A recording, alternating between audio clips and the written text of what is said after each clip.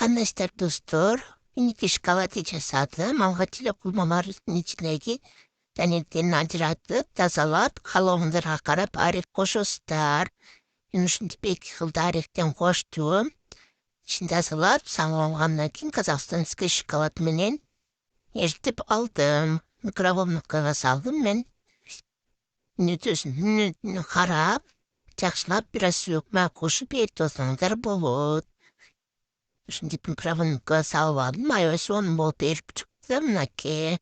Шоколадка батырып, 1 саатка холодильникке койдум. Каалооңордорго карап, украшать этсеңиздер болот. Мен кокос менен украшать этип койдум, аш болсун. Ушинтип саркыттан келген үндү жасалып, ысыгында жеп, анан жейилбей калган борчокторду таштабай ушинтип крешке жасап беремин балдарга. Ушинтип борчокторду кесип алып, каалооңордорго карап приправа кошосуздар, аралаштырып, духовкага кызарганча коебуз. Аябай бат даяр болот. Мынакей кырсылдатып жеп коюшат балдар дагы.